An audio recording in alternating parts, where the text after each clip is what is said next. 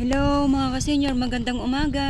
Magandang umaga saan man naroon ng mga Pilipino o kahit hindi Pilipino, basta man nakakaintindi ng salitang Tagalog natin, Tagalog. So magandang umaga sa inyong lahat. Magandang umaga din sa aking mga kababayan.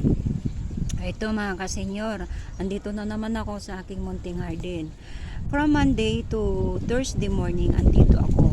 So Thursday afternoon to Sunday, tuwing umaga lang at hapon lang ako nandito, mga 2 hours lang ako kasi mayroon kaming importanteng ginagawa. Yun yung pagmi-ministry, hinihiram ng Diyos yung oras ko.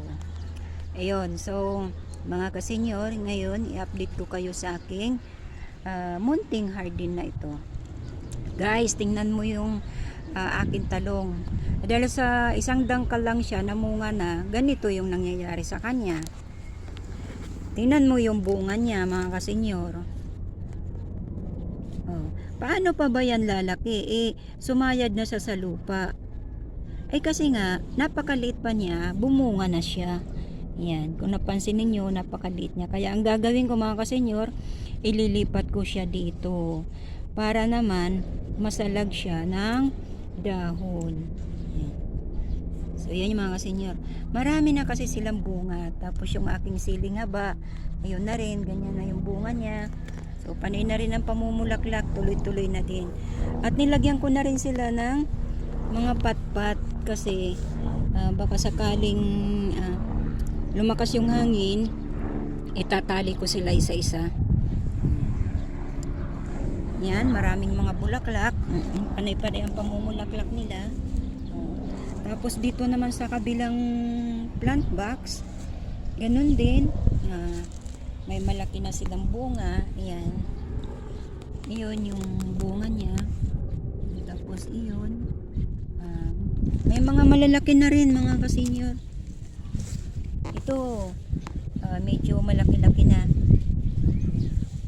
Ito, dami na nilang bunga, kaya lang mababa pa masyado. Ito mukhang hindi yata ito mabubuo. Aywan ko lang kung mabubuo siya. Kapag mga kasenyor, bigyan ko kayo ng tips. Kapag ganito kapag ang bulaklak niya malaki yung ganito, ibig sabihin yan mabubuo yan. Yan, tulad yan mabubuo yan kasi medyo malaki. Ito 50-50, hindi ko pa sigurado.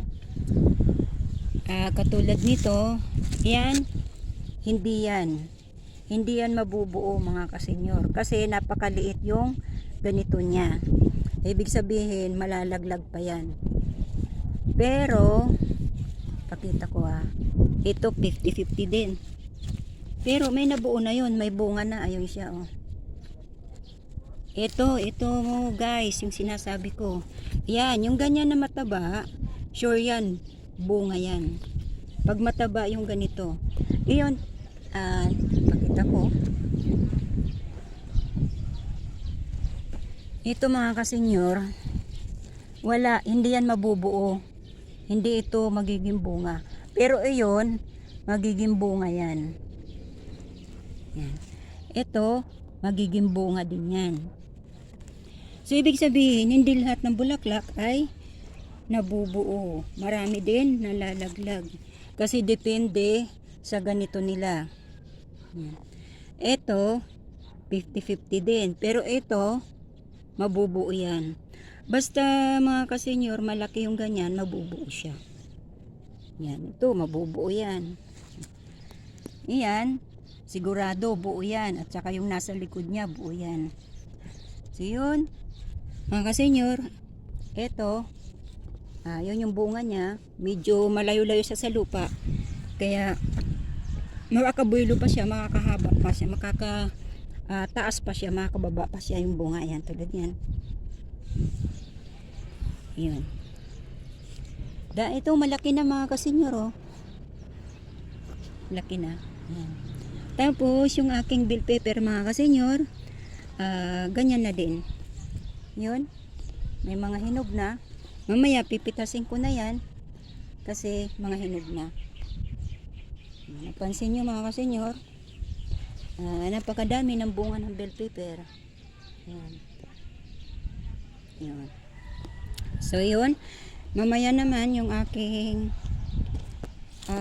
broccoli ay papasukin ko sa loob kasi baka may mga uod na naman.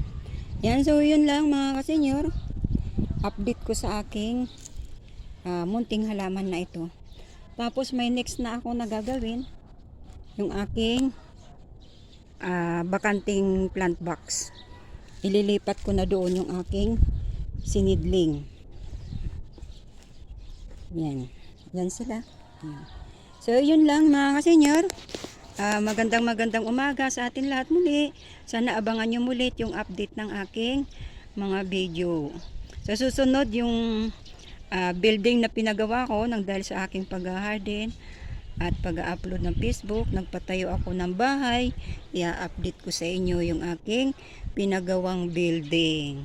O sige, so bye-bye na. Magandang umaga sa inyong lahat at maraming salamat.